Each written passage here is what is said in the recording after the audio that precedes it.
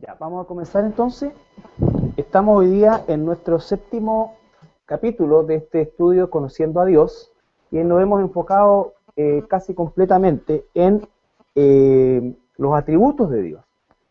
Y todos de alguna manera hemos tenido una enseñanza en este tiempo que nos ha ayudado a confirmar, ¿no es cierto?, completar, iluminar toda la enseñanza que anteriormente habíamos tenido. Yo no quiero que piensen en lo anterior como un concepto de error, porque no es un error.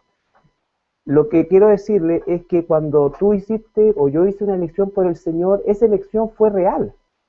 El punto es que hoy día sé que Él me eligió antes, y yo lo elegí porque Él me eligió. ¿Me entiendes? Pero la elección que tú hiciste, la hiciste. La elección que yo hice, la hice. ¿Ya? Sobre la base de una previa elección. Dios establece un plan, y el establecimiento de ese plan implica el hecho de que Dios no va haciendo las cosas a medida que el tiempo va transcurriendo o arreglando la carga en el camino.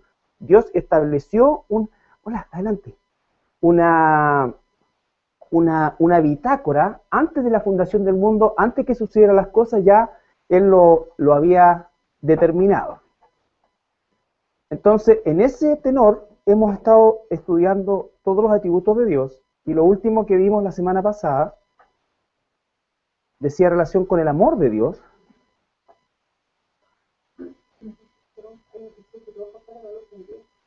Suzuki rojo.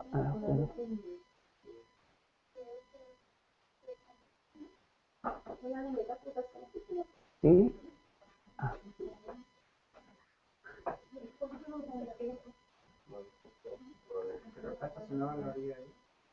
No, ahí fue ya el caballero.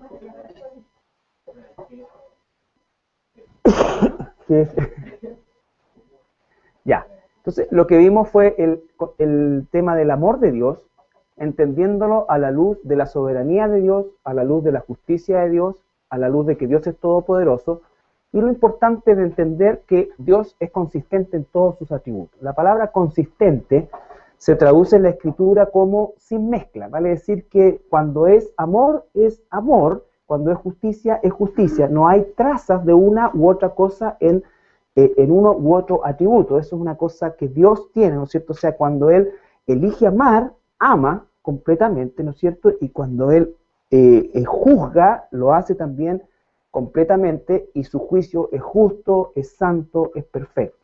Por eso es que cuando veamos la próxima semana el amor de Dios ahora de nosotros hacia nuestro entorno, es totalmente distinto del amor de Dios de Él a nosotros, aunque tenemos que replicarlo. Dios va a destruir a sus enemigos en su justo juicio, pero a nosotros nos manda amar al enemigo, ¿no es cierto? Entonces son cosas que tenemos que ver justamente a la luz de esa comisión que también nos ha entregado. Bueno, y la palabra que tenemos que acostumbrarnos a traducir como amor es la palabra gracia, tanto en el hebreo como en el griego, porque obviamente la forma de amar de Dios y el amor de Dios no se expresa por los méritos de nosotros, no se expresa por nada, no hay nada que nosotros como seres humanos podamos generar, ¿no es cierto?, naturalmente en Dios, porque somos de una naturaleza completamente caída. Por lo tanto, su amor es un amor basado no en lo que somos, sino que justamente en lo que no somos, y eso es el concepto de la gracia. ¿Ya? La posición también en relación a la consistencia de los atributos de Dios es que cuando Dios, ¿no es cierto?, enfrenta y confronta el pecado, no lo separa del pecador, desde el punto de vista de cuando habla de la perdición, así como la salvación y como la perdición. Todos esos versículos. Y vimos también, esto lo vimos la semana pasada, que la elección incondicional de Dios es movida por el amor de Dios, ¿no es cierto? El amor visto como gracia, como misericordia. Lo vimos reflejado en el Antiguo Testamento a través de la elección del pueblo de Israel. Una y otra vez Dios dice que eligió a Israel, que eligió esto, que eligió, ¿no es cierto? Y hicimos un recorrido desde Deuteronomio hasta Malaquías. Cuando hacemos un recorrido desde Deuteronomio, estamos haciendo un recorrido también por la ley. Recuerden que el Deuteronomio es la repetición o el resumen que Moisés le hace a Josué antes de entrar a la tierra prometida. Por lo tanto, estamos abarcando ahí gran parte del Antiguo Testamento y el concepto, la palabra, la idea, ¿no es cierto? Y la cosa explícita acerca de la elección está presente de pe a pa, ¿ya? Ahora, también habla de la elección desde el punto de vista de la iglesia. Dios siempre está eligiendo, ¿ya? La elección de Dios es santa, no la podemos concebir en función de lo que nosotros habríamos elegido. Nosotros, por ejemplo, no habríamos elegido a un hombre de las características de Juan el Bautista, tosco, raro, como jefe, por decirlo de alguna manera, jefe de campaña, el promotor de la venida de Jesucristo. Creo que ninguno de nosotros hubiésemos elegido un promotor de esas características. Por lo tanto, los conceptos de elección no los tratemos de ver a la luz de nosotros, porque nosotros hacemos elecciones, ¿no es cierto?, basado en parámetros que no son los parámetros de Dios. Entonces, vimos la palabra mundo y la palabra todo, ¿no es cierto?, que son palabras que normalmente traen un grado de confusión cuando son tomadas aisladas o en versículos aislados. La palabra mundo se traduce en el griego, donde existe la mayor confusión a veces, se traduce como cosmos, que significa un orden de la sociedad humana. Por ejemplo, el cosmos del tiempo en que se escribió esto, había un emperador, había un orden. También se usa la palabra cosmos para el orden de los planetas, ¿ya? Y la otra palabra es aión. Dentro de este orden hay un aión, hay un sistema de pensamiento. ¿Se entiende eso? El orden trae también de la mano un sistema de pensamiento. Hoy día nosotros tenemos un orden social donde tenemos un presidente, donde tenemos esto, pero hay un sistema de pensamiento que va asociado a ese orden. Así entendemos cómo es que el nuevo orden mundial va a ser un cosmos que el anticristo va a establecer y que va a tener un aión, que es la otra palabra que se traduce como mundo, que va a traer un sistema de pensamiento asociado a este orden, ¿ya? Entonces, es como el orden o el cosmos de la vida militar activa, que tiene un orden en ese sistema de vida y que a los que no están en ese orden se les llama paisas, ¿no es cierto? Entonces, los paisas viven en otro sistema de pensamiento. ¿Se entiende eso? Entonces, son sistemas de pensamiento, pero cosmos es el orden que contiene, por así decir, ese sistema de pensamiento. Hoy día tenemos un sistema de pensamiento basado principalmente en una cultura postmodernista, donde no hay verdades absolutas, donde todo de alguna manera depende del prisma donde se mire, en fin, y toda esta cosa va así, ¿ya? La palabra todo, que es la otra palabra que puede atraer conflicto, es la palabra que se traduce es paz, P-A-S, que significa de toda clase. En algunas muy pocas ocasiones se refiere a la totalidad desde el punto de vista numérico. Por eso es tan importante, ¿no es cierto?, no abstraer del contexto cuando dice la palabra todo. Y la palabra todo, en el caso de la iglesia, está siempre asociada al concepto nosotros, todos nosotros, ¿no es cierto? Cuando yo dijera, por ejemplo, oye, ¿sabes que en el recital estaba todo el mundo? Uno sabe que no está diciendo cada persona del planeta. Lo que puede estar diciendo es toda la gente de la iglesia, toda mi familia, todos mis conocidos, todo, ¿me entiendes? Todo mi círculo, estaban todos ellos, pero es un todos limitados a un nosotros. ¿Estamos? Ya, eso vimos la semana pasada como un breve resumen de amor a los que no vinieron. La elección incondicional de Dios de amor. Vamos a ver solamente 3 pasajes para recordar. Juan 3:16, el famoso Juan 3:16. De tal manera, de memoria deberán saberlo todos. Dios al mundo, que entregó a su Hijo único. Ahí dice la palabra todo, ¿no es cierto? La palabra todo, si nosotros la tomamos como totalidad numérica, ¿cómo es entonces que la ensamblamos cuando Jesús dice que Él aborrece al mundo? O cuando dice que no pide por el mundo. Uno podría decir, bueno, vino a salvar al mundo, pero aborrece al mundo. ¿Cómo es que Él ora por los suyos, pero no ora por el mundo? La única manera de entender eso es como la Biblia lo dice, que Dios soberanamente eligió amar a una parte del mundo que no se lo merecía y dejar en la justa condenación a la otra parte del mundo que sí se lo merecía. ¿Estamos? Porque Jesús dice, amó, pero también aborreció. Él no se da a conocer al mundo, se da a conocer a los que sacó del mundo. Juan capítulo 14, versículo 30 y 31, por ejemplo. Veamos así.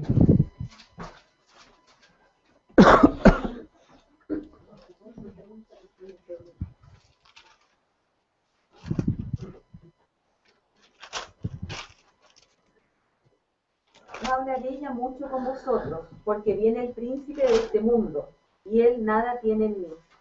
Mas para que el mundo conozca que amo al Padre, y como el Padre me mandó, así hago. Levantaos, vamos de aquí. Dice entonces, para que el mundo vea que yo amo al Padre, ¿no es cierto? Está hablando de ese concepto. Juan 14, 22. Vamos retrocediendo. Le dijo Judas, no el Iscariote, Señor, ¿cómo es que te manifestarás a nosotros y no al mundo? ¿Cómo es que te manifestará a nosotros y no al mundo? ¿Cómo? ¿Vino a salvar al mundo o no vino a salvar al mundo? Vino a salvar al mundo, pero dijo que a la vez, ¿no es cierto?, se va a manifestar a algunos de ese mundo y no a la otra parte del mundo. Juan 14, 17. El Espíritu de verdad, al cual el mundo no puede recibir, porque no le ve, ni le conoce, pero vosotros le conocéis porque mora con vosotros y estará en vosotros. Otra vez, el Espíritu de verdad, el cual el mundo no puede recibir. Entonces, ¿cómo es que vino a salvar al mundo si el mundo no puede recibir el Espíritu? Pero hay una parte del mundo que lo recibe. ¿Ya? Juan 15, 18 y 19.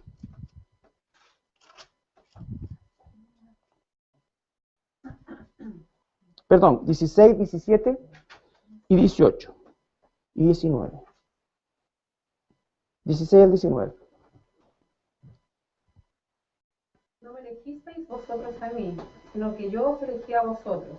Y os he puesto para que vayáis y llevéis fruto, y vuestro fruto permanezca, para que todo lo que pidierais al Padre en mi nombre, Él os lo dé. Esto os mando, que os améis unos a otros. ¿El 17? Sí, hasta el 19. Si el mundo os aborrece, sabed que a mí me ha aborrecido antes que a vosotros. Si fuerais del mundo, el mundo amaría lo suyo. Pero porque no sois del mundo, antes yo os elegí del mundo, por eso el mundo os aborrece. ¿Te das cuenta que ahí está claro? Entonces dice, el mundo los va a aborrecer. Yo a ustedes los saqué del mundo.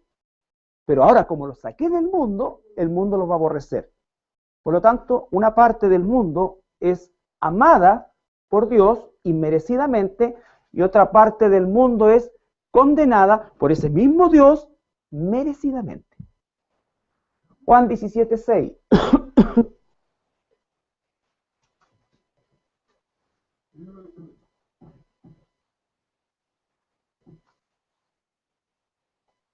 He manifestado tu nombre a los hombres que del mundo me diste. Tuyos eran y me los diste, y han guardado tu palabra. Entonces, he manifestado tu nombre a los seres humanos, recuerda la palabra hombre, seres humanos, que ¿de dónde?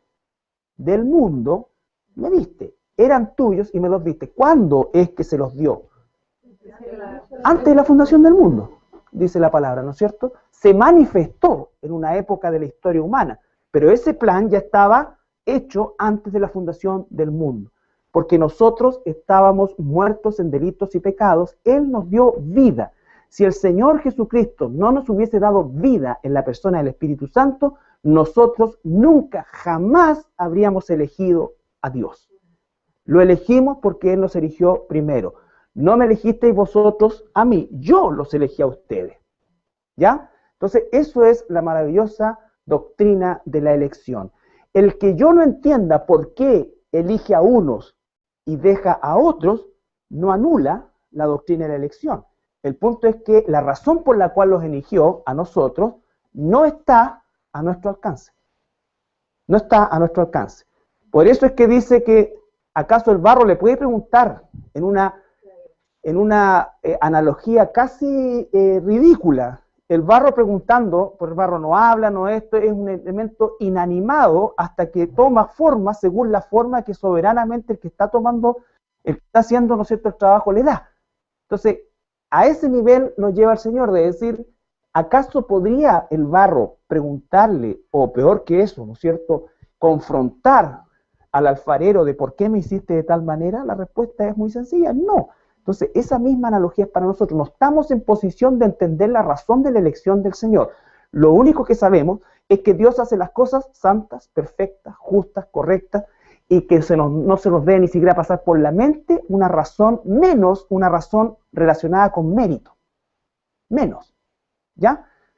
Por lo tanto, nosotros estamos hablando sobre hechos consumados. Fuimos elegidos. Ahora, la respuesta a esa elección es lo que en definitiva tiene que marcar nuestra relación con el Señor Jesucristo. ¿Estamos? Juan 17, 9. Yo ruego por ellos, no ruego por el mundo, sino por los que me diste, porque tuyos son. Tuyos son, tiempo presente, no ruega por el mundo. Hay una parte del mundo que Dios no está rogando, que Jesús no está rogando. Esa parte del mundo no queda en el limbo de la nada. Esa parte del mundo va a condenación. El ser humano o es salvado o es condenado. Recuerda que toda la humanidad íbamos a condenación. Por eso es que la elección no se trata de juicio, porque todos merecíamos el juicio. Si Dios tratara con justicia a toda la humanidad, todos tendríamos que ir a parar al lago de fuego. Pero Dios dice que para mostrar en los siglos venideros su gracia y misericordia, decidió sacar de este mismo sistema del mundo a gente que no se lo merecía, y dejar en justa condenación al resto del mundo que se lo seguía mereciendo. ¿Estamos? ¿Se entiende? Ok. Cualquier consulta, contacto @iglesiacristianaserena.cl. Entonces, la otra palabra que es importante entender muy bien es la palabra elección, pero no, vuelvo a insistir, desde la óptica mía, que yo voy y elijo, ¿no es cierto?, entre un helado y otro, que elijo entre esto y esto. No, la elección desde el punto de vista bíblico, que es la elección divina. Espérate, Emita, voy a entrar y salir, voy a hacer así. Me miráis y se te va a pasar el hipo. Sí, pues. Pero es que como ya te acostumbraste a mi cara, no se te va a pasar así de primera. Tengo que salir un rato. Darme una vuelta. La palabra elección hecha por Dios. Hecha por Dios. Vuelvo a insistir. Cuando nosotros decimos, yo no puedo creer que Dios haya hecho, y empezamos nosotros a darnos y a irnos en esa, digamos, filosofía, en esa, claro, estamos totalmente equivocados. Lo mismo cuando la gente dice, pero bueno, si entonces Dios elige de antes, ¿para qué vamos a evangelizar? ¿Para qué vamos a esto?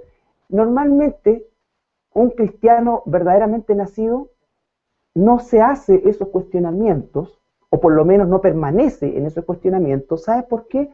Porque reconoce la gratitud de Dios. Es como que Jesús viniera y me dijera, y estuviera yo delante de una muralla blanca, alba, y el Señor va y me dice, píntala de blanco. Che, ¿para qué si está blanca? ¡Anda! Píntala. Y si me dice píntala 10 veces, porque Él lo dice. ¿Se entiende eso? Eso es lo que tenemos que cortar nosotros. Sí, pero ¿para qué está blanco? Sí, ¿para qué si ya está todo hecho? ¿Te das cuenta? Esa conducta, que por eso el Señor tiene mucha paciencia con nosotros, que somos sus hijos, tenemos que hacerlo, ¿no? Es como, che, ¿para qué voy a orar si Dios ya... ¿Por qué Él te dice orar sin cesar? Ya con eso se acaba la discusión. ¿Qué más explicación necesitáis? Entonces, cuidado con esos filosofarse, que no es no cuestionar cosas. Todos nosotros, en nuestra naturaleza humana, usa la palabra la Biblia, redarguir, es cuando la palabra de Dios provoca tal efecto en un molde que teníamos nosotros del mismo mundo, ¿no es cierto? Y la palabra comienza a cambiar nuestra manera de pensar. Ese no es un proceso expedito. Nadie dice, en realidad estuve equivocado durante 30 años. No era así la cuestión. No, pasa un tiempo de redarguir, pero el que verdaderamente es hijo o hija de Dios, sobrenaturalmente, no solamente va a pensar eso, no solamente va a creer eso, sino que va a ser capaz de morir por eso. ¿Ya? Entonces, desde ese punto de vista, el concepto elección. La palabra en el Antiguo Testamento es bakhar, y en el Antiguo Testamento es una palabra más certera todavía porque significa seleccionar. ¿Ya? Seleccionar de cosas iguales algunos. Tengo 10 ladrillos, son exactamente iguales, pero yo voy a seleccionar uno. 2. ¿Por qué este y por qué esto otro? Eso pertenece al que hizo la selección. Pero esto no es una selección entre cosas buenas, medias buenas y malas. ¿Ya? Es como cuando a ti te dicen, mira, de todos estos cachureos, elige lo que no, lo que te guste, lo que te sirva. No, es todo igual, todos estamos hechos del mismo barro, y Dios hace una elección, por eso es que escapa a nuestro conocimiento y escapa a nuestra capacidad, porque podía haber sido cualquiera. ¿Ya? No es que Dios dijo de lo malo, estos son los menos malos, no. Todos estábamos en la misma condición. ¿Ya? Y la palabra elección en el Nuevo Testamento es eklogomai, que significa también una selección, ¿ya? Una selección sobre situaciones, personas, instancias iguales o equitativas, ¿ya?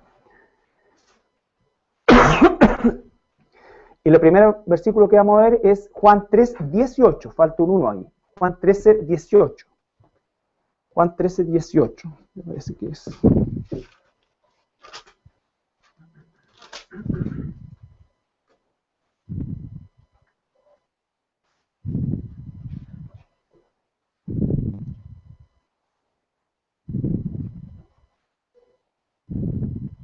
Esto está hablando en relación a Judas, ¿no es cierto?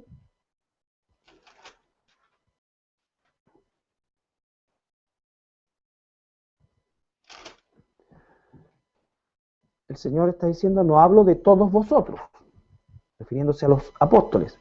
Yo sé a quiénes he elegido. Lo que me interesa es que haya un énfasis en la palabra elección. Yo sé a quiénes he elegido. Más para que se cumpla la Escritura. Imagínate, más para que se cumpla la Escritura. Hay un plan detrás de esto. Hay un plan detrás de esto. Cuando Judas llegue al trono blanco a recibir su condena definitiva en el lago de fuego, la gente dice, ¿qué es lo que dice habitualmente la gente? Claro, Judas puede llegar allá y le va a decir a Dios, bueno, ¿y por qué me estás condenando si tú me elegiste? Eso no sale en la Biblia. ¿Qué sale en la Biblia? Que hasta Satanás va a tener que doblar su rodilla y reconocer que es culpable. No va a haber pataleo en el gran juicio ante el trono blanco. Dice, toda rodilla se doblará y todos reconocerán, los que están arriba, los que están abajo, los que están en el infierno, reconocerán que Jesucristo es el Señor, para gloria y honra del Padre. Así que no va a haber como derecho a pataleo que nos imaginamos nosotros. Saca eso porque no está en la Biblia. Hasta el mismo diablo va a tener que doblar su rodilla y reconocer que Jesucristo es el Señor. ¿Por qué? Porque justamente están en ese lugar. Y ellos lo van a reconocer. ¿Ya? Pero dice, más para que se cumpla la Escritura, el que come pan conmigo, levantó contra mí su calcañar. Se está refiriendo a Judas. Pero él sabe los que eligió y hay una Escritura que se está cumpliendo y como se está cumpliendo, ¿no es cierto? Los eventos se van a desarrollar sí o sí. El plan de Dios se va a llevar adelante, siempre. Juan 15, 16 al 19. Ah, ya lo vimos, no me elegiste vosotros, a mí sí. Entonces, Juan 17, 24. Ah, sí, Juan 17, 24 al 26.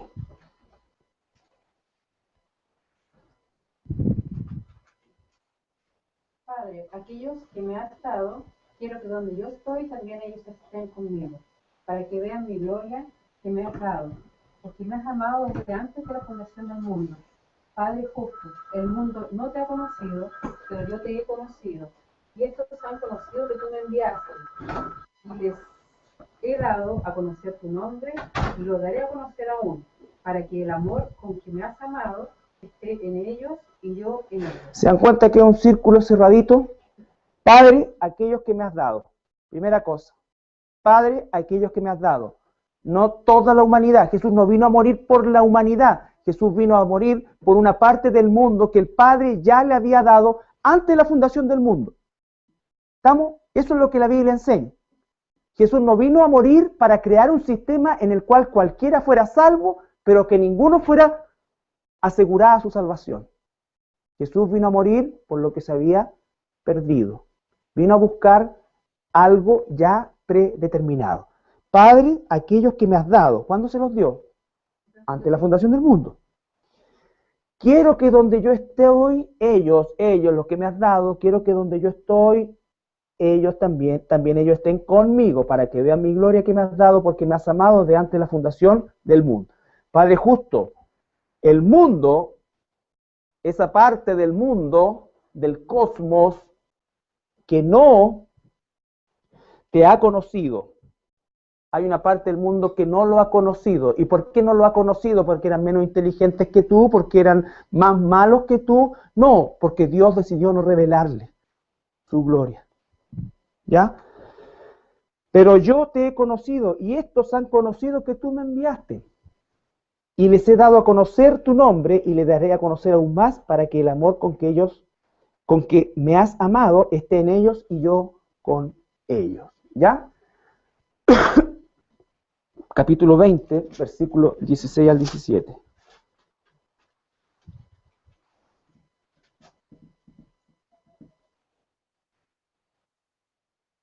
Este pasaje es muy lindo porque hace la relación justamente después.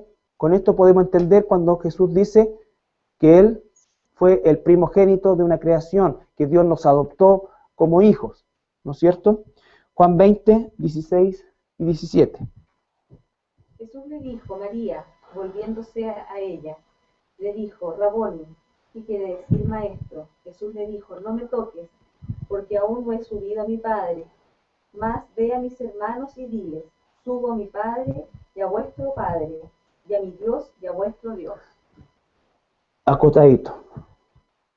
Vuestro Padre, vuestro Padre, mis hermanos, ¿no es cierto?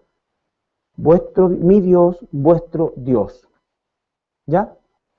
Entonces, toda la gente tiene creencia en algún Dios, pero solo creeremos en el Dios de la Biblia si hemos sido nacidos de nuevo, si el Espíritu Santo ha venido a nosotros.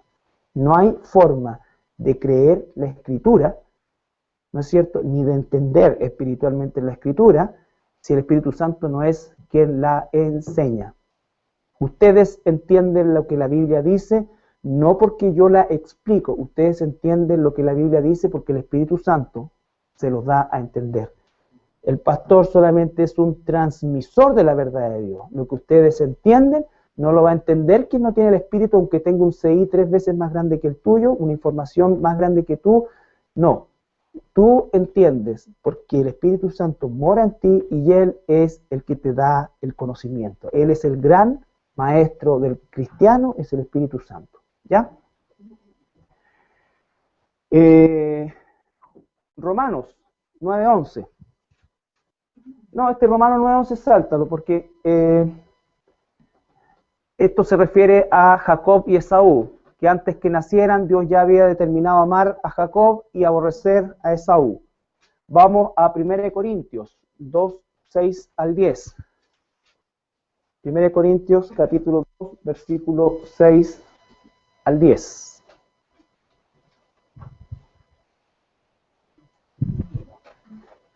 Sí, 1 Corintios.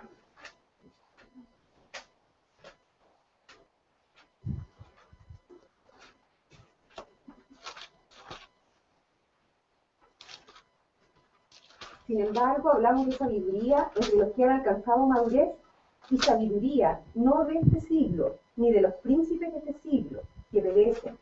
Mas hablamos sabiduría de Dios en misterio, la sabiduría oculta, la cual Dios predestinó antes de los siglos para nuestra gloria, la que ninguno de los príncipes de este siglo conoció, porque si la hubieran conocido, nunca habrían crucificado al Señor de gloria. Antes bien, como está escrito, cosas que ojo no vio, ni oído oyó, ni han subido al corazón de hombre, son las que Dios ha preparado para los que le aman. Pero Dios no las reveló a nosotros por el Espíritu. Nos la reveló. Nos la reveló a nosotros por el Espíritu, porque el Espíritu todo lo escudriña aún lo profundo de Dios. Ya.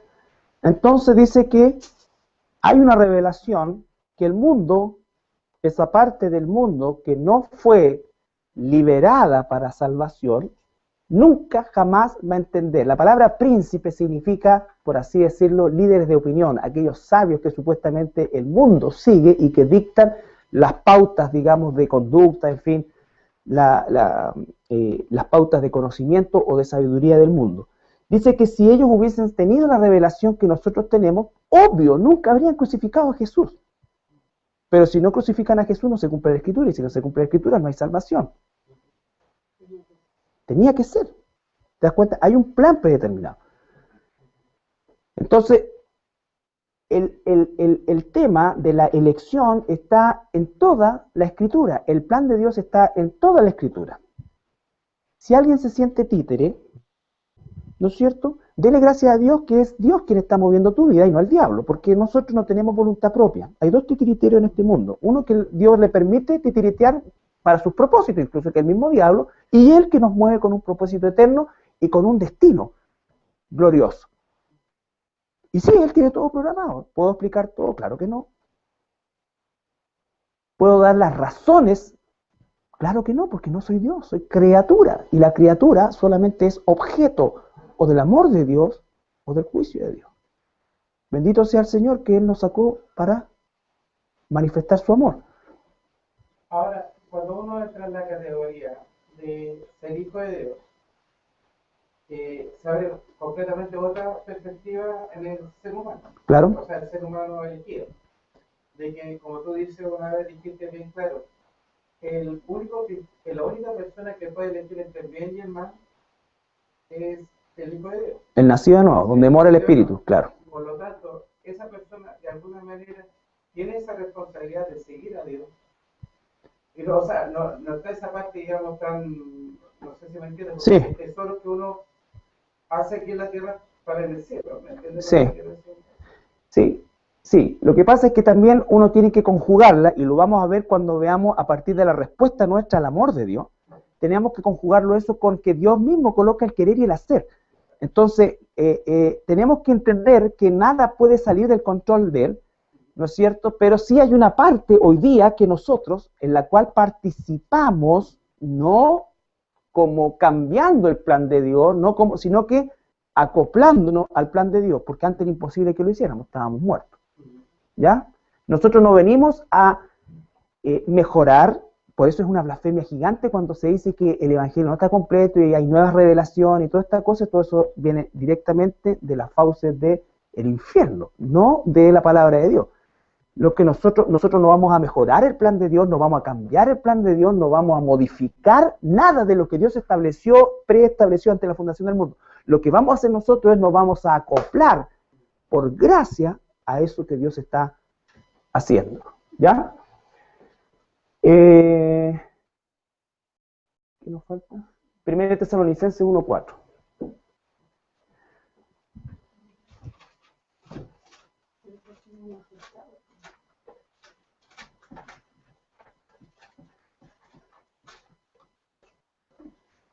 Recuerden que tenemos al apóstol Pablo, ¿no es cierto?, que dice que él, cuando asume esta gracia y se da cuenta más profundamente de esta gracia, ¿a qué lo impulsa? A trabajar más duro. Pero no yo, dice, sino la gracia en mí. ¿Por qué? Porque cambia el foco de la razón de por qué nos esforzamos. Hay cristianos que se esfuerzan porque creen, ¿no es cierto?, que su esfuerzo es lo que hace que personas se conviertan o no. Es como cuando dijimos, tú y yo tenemos que tener santidad en nuestro testimonio, pero no pensemos que nuestra santidad va a convertir a nadie. El que convierte el Espíritu Santo es mi obligación y mi privilegio y mi gratitud a Dios, el que yo me santifique y tenga un testimonio delante de las personas. Pero si fuera por tu testimonio, por mi testimonio, imagínate, ¿quién puede dormir con eso? ¿Quién puede vivir con eso? Eso nos da libertad para amar a Dios sin esa presión de las obras. No recuerden que nosotros estamos en un sistema, aunque hemos salido de ahí y hemos estudiado la Biblia, seguimos viviendo y estamos infectados de una cultura católica romana que hace énfasis en las obras. Y nosotros sentimos todavía que esto, entonces vamos a ganar esto para allá, esto, ganemos para el Señor, ganemos. Y ese, hasta en ese lenguaje que puede parecer, ¿no es cierto?, a lo mejor una cosa, entre comillas, representativa o simbólica, en muchos casos es un vocabulario real en que las personas piensan que ellos han conquistado esto y sacan a relucir, ¿no es cierto?, cuando Caleb dijo, dame ese monte porque lo voy a conquistar, y empiezan a torcer la escritura en función de una situación que no es así. Yo no voy a cambiar, no voy a mejorar, no voy a ampliar, no voy a achicar, no voy a modificar lo que Dios ya ha preestablecido.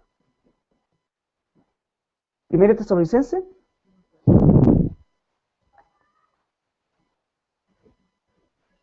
Porque conocemos, hermanos amados de Dios, vuestra elección. Vuestra elección, ¿no es cierto? Si le dejamos eso así al aire, pensaríamos que los tesalonicenses eligieron a Dios.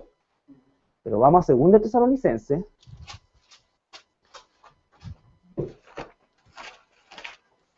Capítulo 2, versículos 13 y 14.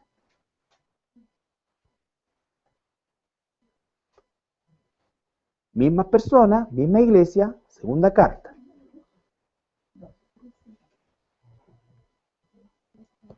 Pero nosotros debemos dar siempre gracias a Dios respecto a vosotros, hermanos amados por el Señor, de que Dios os ha escogido desde el principio para salvación, mediante la santificación por el Espíritu y la fe en la verdad.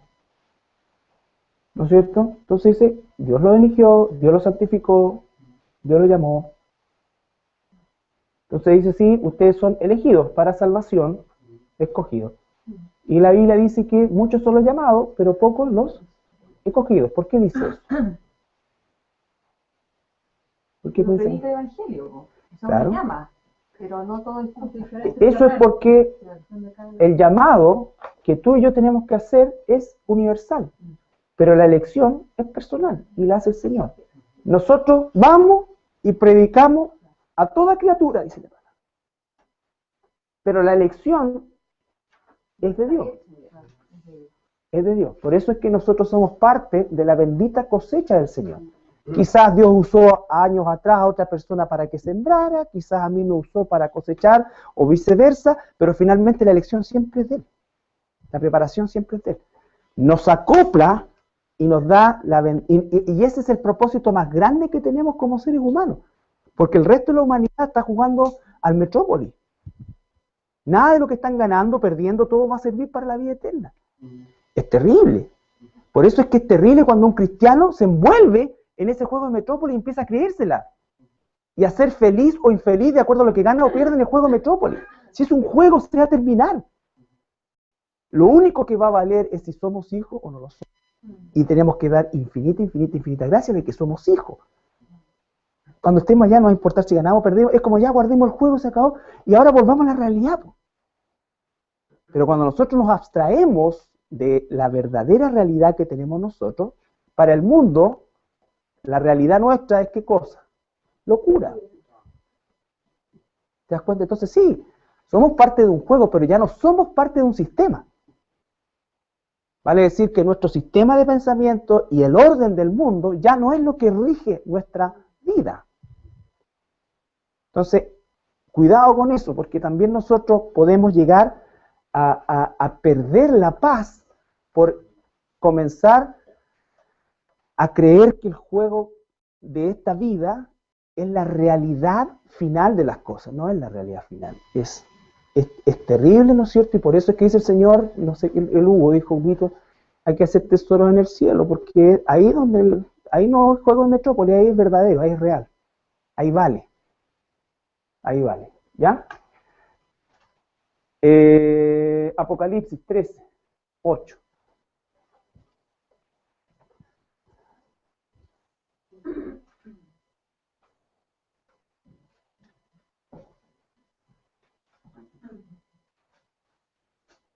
Y la adoraron todos los moradores de la tierra, cuyos nombres no estaban escritos en el libro de la vida, del Cordero que fue inmolado desde el principio del mundo. Ya.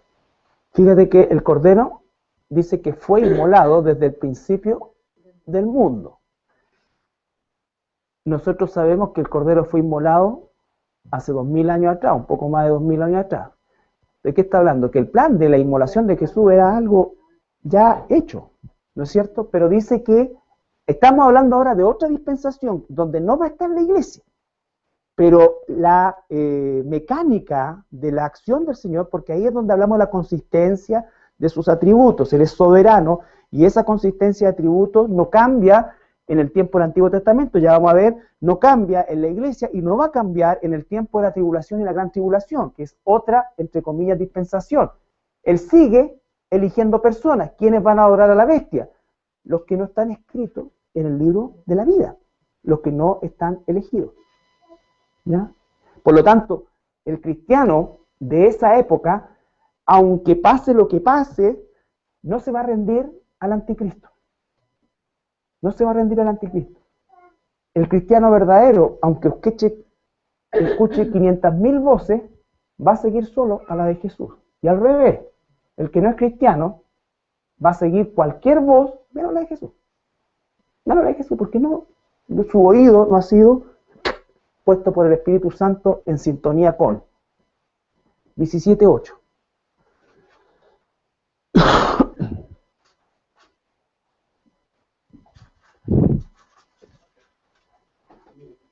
La bestia que has visto era y no es, y está para subir del abismo e ir a perdición. Y los moradores de la tierra, aquellos cuyos nombres no están escritos desde la fundación del mundo en el libro de la vida, se asombrarán viendo la bestia que era y no es y será. ¿Desde cuándo no están inscritos? Desde la fundación del mundo. ¿Desde cuándo tú estás inscrita o inscrito en ese libro? Desde la fundación del mundo. Entonces, bendito sea el Señor. Esto es lo que tiene que generar en nosotros una gratitud, un gozo realmente distinto. Realmente distinto. ¿Ya? En el juego de la metrópoli que estamos jugando, algunos se compran el Estadio Nacional, ¿no es cierto?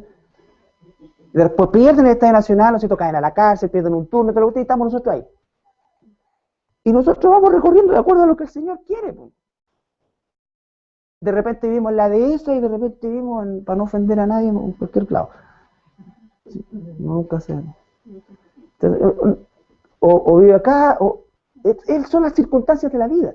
Pero eso va a terminar. En un momento el Señor va a cerrar el juego y ya. Listo. Se acabó. Ahora empieza la verdad. Ahora empieza la realidad. Ahora empieza la realidad. Por eso es que dice el Señor, desnudo vinimos y nada nos vamos a llevar de esta tierra, porque nada de lo que en esta tierra tiene una utilidad temporal. La tiene, por supuesto, no estamos negando eso, pero es temporal. Por eso el Señor dice, vivan por lo eterno, no por lo temporal. Vivan, vivan. Lo demás es parte de la subsistencia diaria. Si buscamos el reino de Dios y su justicia, esa subsistencia diaria va a venir. De manera así, asá, no lo sé. Dios tiene potestad para dar, Dios tiene potestad para quitar. Bendito sea el nombre del Señor y Él es soberano. Pero ¿cuál es la promesa? He crecido, ¿no es cierto? Me he hecho viejo y no he visto justo desamparado ni que su descendencia mendigue pan. Es decir, uno de nosotros se puede morir por hipercolesterolemia, pero de hambre no se va a morir. De hambre no se va a morir. ¿Ya? Solamente para revisar, antes de terminar, ahí están los otros pasajes, ustedes pueden leer, me interesa que veamos por favor Primera de Crónicas 28:4. Un ejemplo de los muchísimos que hay en el Antiguo Testamento que habla también de esta dinámica de la elección de parte de nuestro Dios. Jesucristo el mismo, 28:4. Jesucristo el mismo ayer, hoy y por los siglos. No hay variación en Él. Distintos pueblos, distintas personas, distintas dispensaciones, mismo método. Pero Jehová, el Dios de Israel, me eligió de toda la casa de mi padre, para que perpetuamente fuese rey sobre Israel, porque a Judá escogió por caudillo, de la casa de Judá a la familia de mi padre, y de entre los hijos de mi padre se agradó de mí para ponerme por rey sobre todo Israel. Entonces, de esto, un pueblo, una familia, una tribu, un hijo de una familia, todo es elección de Dios. Todo es elección de Dios. Y el 29:1 habla de la sucesión de David, que es Salomón. ¿Uno? ¿Sí? Después dijo el rey David a toda la asamblea: solamente a Salomón mi hijo ha elegido Dios. Él es joven y tierno de edad, y la obra grande, porque la casa no es para hombre, sino para Jehová Dios. ¿Cuántos hijos tuvo David? Chorrocientos. Ni él sabía, yo creo. Tenía concubina. Chorrocientos. Y de todos esos chorrocientos eligió a Salomón. ¿Era mejor Salomón que los otros? Claro que no. De hecho, Salomón venía de una relación bastante torcida a nuestros ojos, y de hecho así también fue. Recuerden ustedes que la historia de Israel, de los reyes de Israel, de los reyes que se colocaban, que no se colocaban, cuando ustedes leen el libro de Reyes, Crónicas, se dan cuenta que eran, pero realmente terrible, ¿no es cierto? Todo tramas, intrincas, las telenovelas venezolanas, a ver, que era una hermana venezolana, eran pero una alpargata al lado de los dramas que había en esto. Y ni hablar de los Herodes, después que lo estábamos viendo hoy día en la tarde, ¿no es cierto? O la de mañana, ¿no es cierto? Los Herodes, este mató al este mandó a matar a su hijo, se mataban entre todos. Celos, recelos, envidia, peligro, cualquier cosa. Por eso es que cuando Herodes se vio amenazado y se vio burlado después por los sabios de Oriente, mandó a matar a todos los cabros chicos de años para abajo. Imagínate esa orden. Imagínate eso. ¿Ya? Ok. Entonces, la próxima semana ya vamos a comenzar a ver la parte, a aterrizar, por así decir, este concepto, pero es súper importante entender primero el amor de Dios hacia nosotros para poder entender el amor de Dios ahora a través de nosotros. Cómo es que Él nos hace partícipes de su plan, de su obra. Cómo es que Él nos transforma por medio de la oración y del amor incluso a los enemigos. Él va a destruir a los enemigos, pero Él es santo, perfecto y justo. Tú y yo no lo somos. A nosotros se nos dan órdenes totalmente distintas. Totalmente distintas. ¿Ya? Bien. ¿Estamos? Miguelito, ¿puedes correr tú? Señor, te saludamos esta noche, Señor, y te damos tantas gracias por todo lo que tú haces con nosotros, por la bendición de estar aquí, Señor, de que tú nos has elegido, Señor, y te pedimos, Señor, que también que nos perdones, Señor, que nos limpie y que nos restaure, Señor. Te damos gracias por todo, te pedimos una bendición especial para nuestro pastor, Señor, para que tú le sigas influyendo, le sigas dando sabiduría y entendimiento, Señor, que Él tan amorosamente nos da a nosotros, Señor.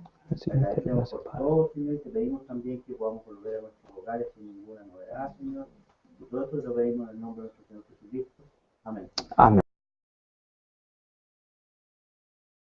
Así como la salvación y como la perdición. Todos esos versículos. Y vimos también, esto lo vimos la semana pasada, que la elección incondicional de Dios es movida por el amor de Dios. ¿No es cierto? El amor visto como gracia, como misericordia. Lo vimos reflejado en el Antiguo Testamento a través de la elección del pueblo de Israel. Una y otra vez Dios dice que eligió a Israel, que eligió esto, que eligió, ¿no es cierto? Y hicimos un recorrido desde Deuteronomio hasta Malaquías. Cuando hacemos un recorrido desde Deuteronomio, estamos haciendo un recorrido también por la ley. Recuerden que Deuteronomio es la repetición o el resumen que Moisés le hace a Josué antes de entrar a la tierra prometida. Por lo tanto, estamos abarcando ahí gran parte del Antiguo Testamento y el concepto, la palabra, la idea, ¿no es cierto? Y la cosa explícita acerca de la elección está presente de pe a pa, ¿ya? Ahora, también habla de la elección desde el punto de vista de la iglesia. Dios siempre está eligiendo, ¿ya? La elección de Dios es santa, no la podemos concebir en función de lo que nosotros habríamos elegido. Nosotros, por ejemplo, no habríamos elegido a un hombre de las características de Juan el Bautista, tosco, raro, como jefe, por decirlo de alguna manera, jefe de campaña, el promotor de la venida de Jesucristo. Creo que ninguno de nosotros hubiésemos elegido un promotor de esas características. Por lo tanto, los conceptos de elección no los tratemos de ver a la luz de nosotros, porque nosotros hacemos elecciones, ¿no es cierto?, basado en parámetros que no son los parámetros de Dios. Entonces,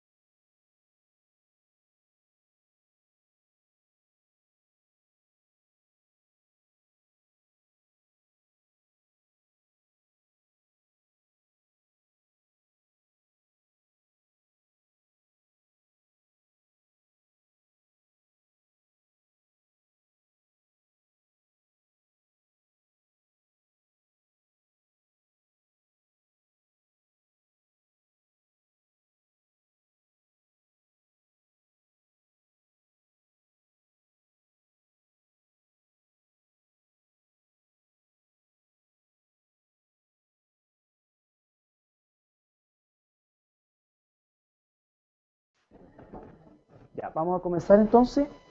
Estamos hoy día en nuestro 7º capítulo de este estudio Conociendo a Dios, y nos hemos enfocado casi completamente en los atributos de Dios. Y todos de alguna manera hemos tenido una enseñanza en este tiempo que nos ha ayudado a confirmar, ¿no es cierto?, completar, iluminar toda la enseñanza que anteriormente habíamos tenido. Yo no quiero que piensen en la palabra consistente, se traduce en la escritura como sin mezcla, vale decir que cuando es amor, cuando es justicia, no hay trazas de una u otra cosa en uno u otro atributo. Eso es una cosa que Dios tiene, ¿no es cierto? O sea, cuando Él elige amar, ama completamente, ¿no es cierto? Y cuando Él juzga, lo hace también completamente, y su juicio es justo, es santo, es perfecto. Por eso es que cuando veamos la próxima semana el amor de Dios ahora de nosotros hacia nuestro entorno, es totalmente distinto del amor de Dios de Él a nosotros, aunque tenemos que replicarlo. Dios va a destruir a sus enemigos en su justo juicio, pero a nosotros nos manda amar al enemigo, ¿no es cierto? Entonces son cosas que tenemos que ver justamente a la luz de esa comisión que también nos ha entregado. Bueno, y la palabra que tenemos que acostumbrarnos a traducir como amor es la palabra gracia, tanto en el hebreo como en el griego, porque obviamente la forma de amar de Dios y el amor de Dios no se expresa por los méritos de nosotros, no se expresa por nada, no hay nada que nosotros como seres humanos podamos generar, ¿no es cierto?, naturalmente en Dios, porque somos de una naturaleza completamente caída. Por lo tanto, su amor es un amor basado no en lo que somos, sino que justamente en lo que no somos, y eso es el concepto de la gracia, ¿ya? La posición también en relación a la consistencia de los atributos de Dios es que cuando Dios, ¿no es cierto?, enfrenta y confronta el pecado, no lo separa del pecador, desde el punto de vista de cuando habla de la perdición anterior como un concepto de error, porque no es un error. Lo que quiero decirle es que cuando tú hiciste o yo hice una elección por el Señor, esa elección fue real. El punto es que hoy día sé que Él me eligió antes, y yo lo elegí porque Él me eligió. ¿Me entiendes? Pero la elección que tú hiciste, la hiciste. La elección que yo hice, la hice. ¿Ya? Sobre la base de una previa elección. Dios establece un plan, y el establecimiento de ese plan implica el hecho de que Dios no va haciendo las cosas a medida que el tiempo va transcurriendo o arreglando la carga en el camino. Dios estableció hola, adelante, una bitácora antes de la fundación del mundo, antes que sucedieran las cosas, ya él lo había determinado. Entonces, en ese tenor hemos estado estudiando todos los atributos de Dios, y lo último que vimos la semana pasada decía relación con el amor de Dios.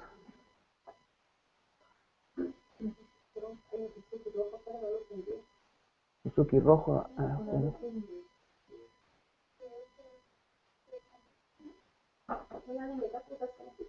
¿Sí?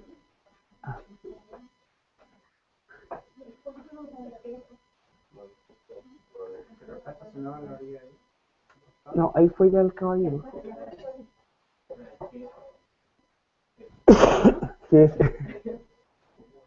Ya, entonces lo que vimos fue el tema del amor de Dios, entendiéndolo a la luz de la soberanía de Dios, a la luz de la justicia de Dios, a la luz de que Dios es todopoderoso, y lo importante de entender que Dios es consistente en todos sus atributos. Vimos la palabra mundo y la palabra todo, ¿no es cierto?, que son palabras que normalmente traen un grado de confusión cuando son tomadas aisladas o en versículos aislados. La palabra mundo se traduce en el griego, donde existe la mayor confusión a veces, se traduce como cosmos, que significa un orden de la sociedad humana. Por ejemplo, el cosmos del tiempo en que se escribió esto, había un emperador, había un orden. También se usa la palabra cosmos para el orden de los planetas, ¿ya? Y la otra palabra es aión. Dentro de este orden hay un aión, hay un sistema de pensamiento. ¿Se entiende eso? El orden trae también de la mano un sistema de pensamiento. Hoy día nosotros tenemos un orden social donde tenemos un presidente, donde tenemos esto, pero hay un sistema de pensamiento que va asociado a ese orden. Así entendemos cómo es que el nuevo orden mundial va a ser un cosmos que el anticristo va a establecer y que va a tener un aión, que es la otra palabra que se traduce como mundo, que va a traer un sistema de pensamiento asociado a este orden, ¿ya?